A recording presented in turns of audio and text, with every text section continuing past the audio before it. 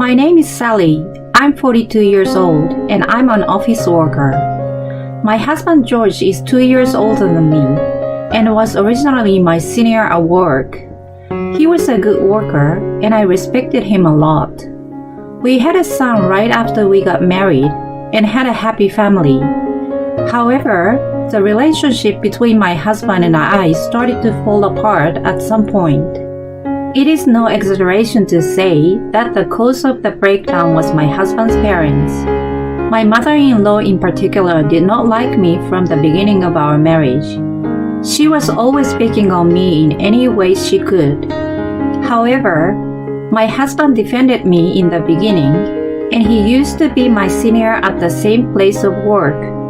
We used to live in a rural area far from my parents-in-law's house, so we managed to get by without seeing them most of the time. But when our son was about to enter high school, my husband got transferred, and that location was also where my in-laws lived.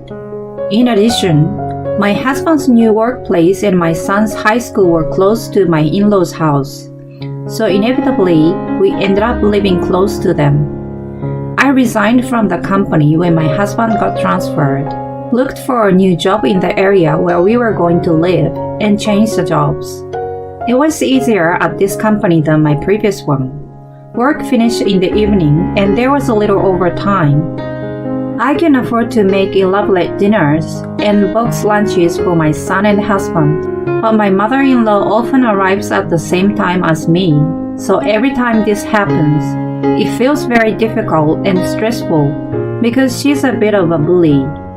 Then, my parents-in-law planned a trip to a hot spring and invited me to join them. They said that they want to take me and my son on the trip. What do you think about this?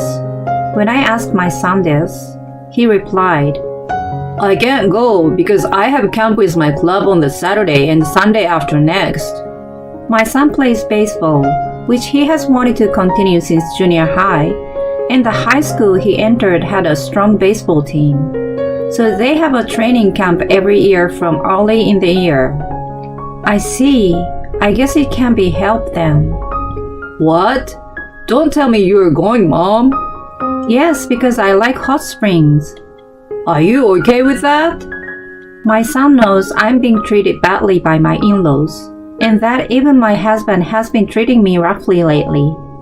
That's why he's worried I might get hurt in some way. Well, I will be fine, right? If something happens to me, then that's it. My son said, All right, and seemed satisfied for the time being. And before I knew it, it was the day before the spa trip. Tomorrow, go rent a car and pick up Dad and Mom, and then come back. My husband said this to me while watching TV. What? I'm going to rent a car, and what are you going to do? I'm tired from work today, so I will sleep until the last minutes tomorrow. Why don't you pick them up and come back, and then I will join you. We're going to the same destination anyway. My husband is always doing this these days. He puts me in charge of everything. I've been working all day and into the evening. I'm doing the housework on top of that. I'm also the one who prepared his lunch and the dinner he just ate. If anything, I think I'm more tired than he is.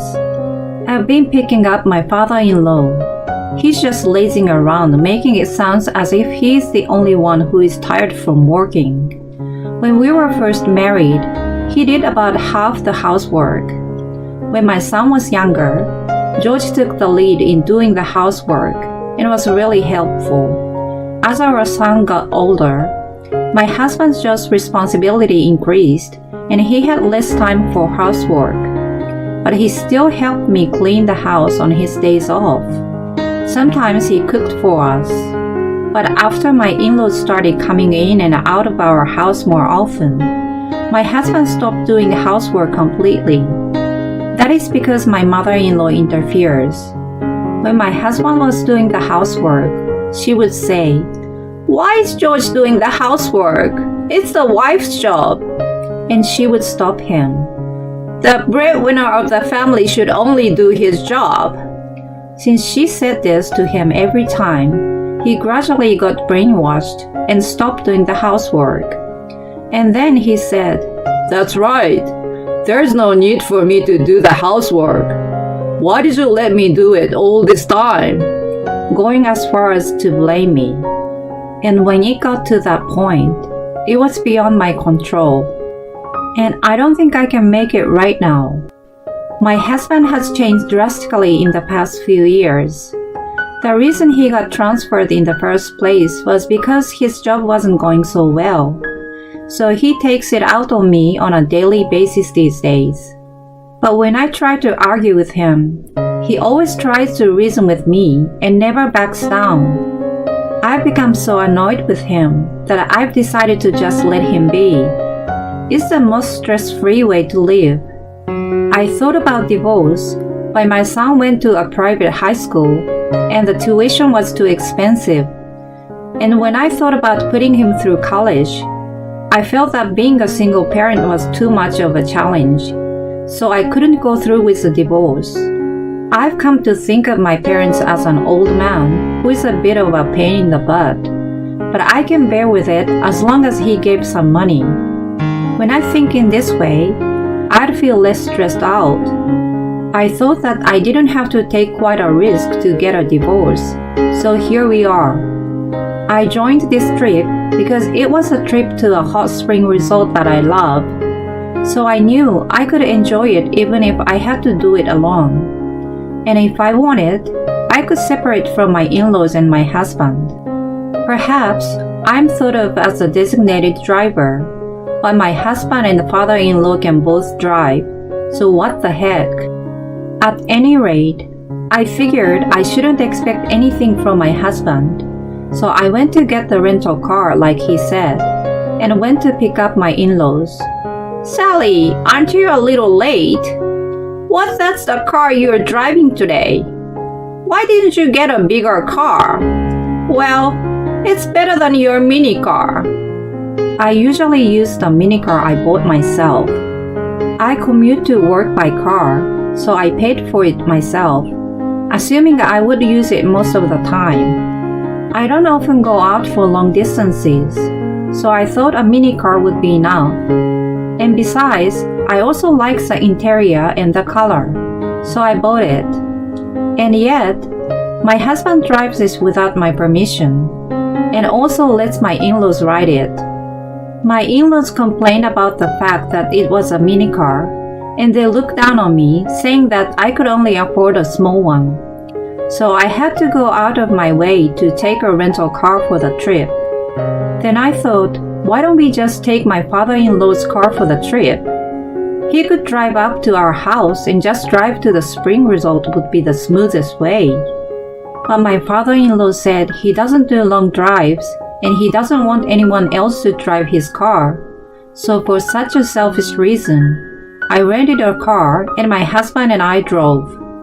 But in the end, my husband, who said he would switch with me on the way, was asleep the whole time, and so I drove all the way to the destination. While my husband was sleeping, my father-in-law still complained about my driving, saying things like, The best way is to go and stay in the right lane. He would also tell me that I could have made a right turn when there was clearly oncoming traffic. And when I slow down because I know the light is going to turn red, he would say, Why didn't you go? It's really depressing. My mother-in-law, who does not have a driver's license, also joins in complaining about my driving. I don't want my mother-in-law, who can't even drive, to tell me what to do.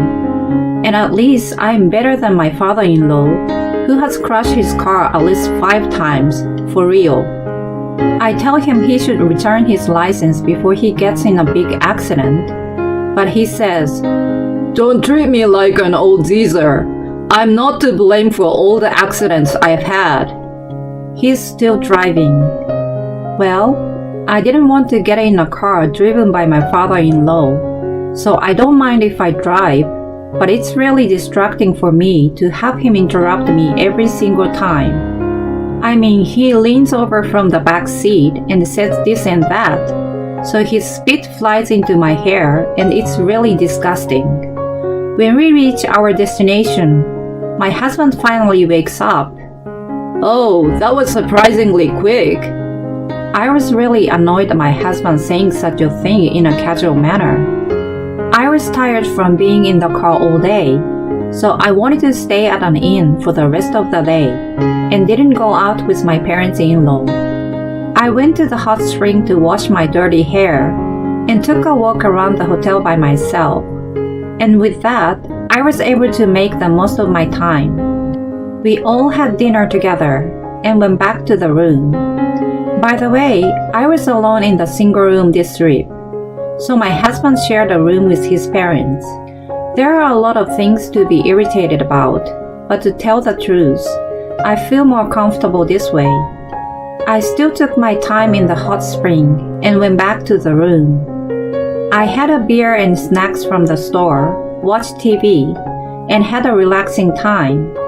I wonder if my son is having a nice meal with his baseball teammates at the cafeteria. Or is he talking or playing games in the shared room? I would probably get some messages or phone calls from my mother-in-law around this time, so I decided not to do anything. We would talk about how the trip went when we get home. Before I knew it, it was already midnight, so I got under the covers and went to bed. The next morning, I woke up with a very fresh air around me. Oh, how I wish I could have mornings like this all the time. It's still 2 hours until the breakfast time that my in-laws told me. It's only 6:30. It's become so ingrained in my body that I have to get up in time to make lunch. That's right. Since I'm here, I might as well take a hot bath. I went to the hot spring again and soaked in the water slowly. The weather was beautiful, so the open air bath was very pleasant. I went back to my room and called my son to let him know I was coming home this evening. As I recall, he said he would be back tonight, so depending on how the trip goes, I thought I might have to ask him to wait at home alone. I sent a message, packed my bags, put on my makeup, and since it was almost 8:30 a.m., I decided to go have breakfast. I was supposed to have breakfast with my in-laws, so I went to the room where the three of them were staying. But no matter how many times I knocked, there was no response. Maybe they had already gone ahead of me. I had no choice but to go to the breakfast room, but there was no sign of my in-laws. The breakfast room was not that big. If I went around to all the tables, I should be able to find them soon. I sent a message to my husband, but he didn't reply. I thought it was impossible, so when I went to the front desk to check, they told me that my husband and in-laws had already finished their breakfast and left. They told me breakfast was at 8:30, but in fact, the breakfast room was open an hour earlier than that. My in-laws and husband intentionally lied about the time, went to the trouble of telling me to start eating at 8:30 a.m., and that I was not supposed to come to the breakfast room early. Even more so, I was supposed to do the checkout. My mother-in-law told me, "We'll pay for your stay." Her words were a lie. I would have to pay for 2 rooms. Of course, I would not have a car. In short, my in-laws had planned to leave me behind and return home on their own. I was so pissed off, but in a way, it made me feel better. If you're going to do that, then I'm ready to do this. I went to the breakfast room with a refreshed mind and elegantly enjoyed the buffet breakfast. Well then, what should I do now? While I was thinking about that, I got a call from my mother-in-law. "Excuse me, where are you?" is what I said, and my mother-in-law started laughing. "I thought that since we were going on a vacation, we should enjoy spending time together as a family. If that's the case, you didn't have to go to the trouble of leaving me here. Why didn't you just come with the 3 of you to begin with?" We only brought you along to pay for the car and the accommodation. But you still got to come to your favorite hot spring resort and have a nice meal, so you should be grateful. If that's the case, they all could have paid less if they'd just gone by themselves. Why should I go out of my way to pay for my husband and in-laws' accommodations? I'm so angry at my in-laws that all I can do is sigh. Well then, we'll just go sightseeing and go home first. Why don't you run back, Sally? I don't know how many days it would take though. My mother-in-law was laughing like a fool. As you can imagine, I don't like being told off like this. Is George driving? I told her to put me on speakerphone so he could hear me. Then my mother-in-law seems to have switched over, and I can hear my husband's voice. What's up? What the hell do you want? Were you going to leave me from the beginning? Don't be so angry. You like the hot springs here, didn't you? Why don't you go relax by yourself today? But you have laundry to do. And John is coming home from training camp, so come home this evening and do your chores properly. Hearing my husband's voice, who seemed so happy to make me obey him, there was no restraint in me anymore. What? You should at least do your own laundry. Hey, don't act like that. I'm the head of the household.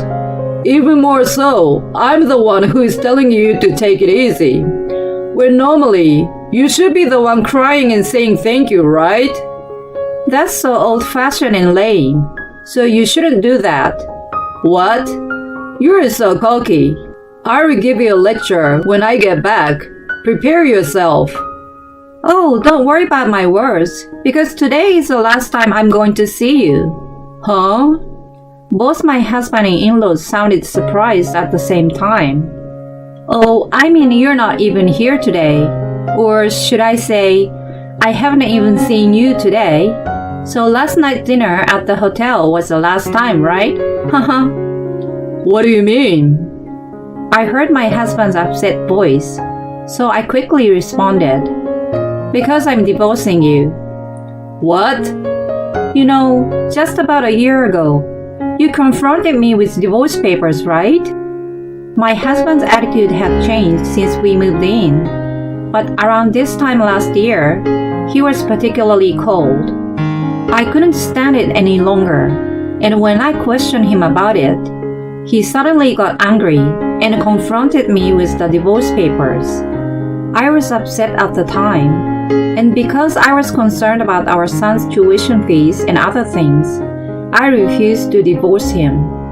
After that, my husband immediately said, Please pretend that we never discussed divorce.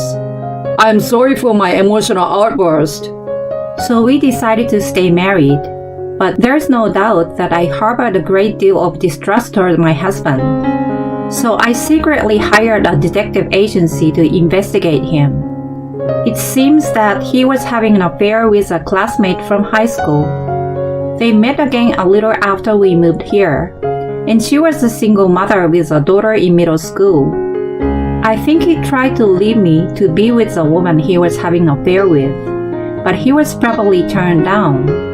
He probably felt that it would be a disadvantage for him to leave me at that point and only pay child support and be single. Besides, if he had me to do the housework, he wouldn't have to do anything himself.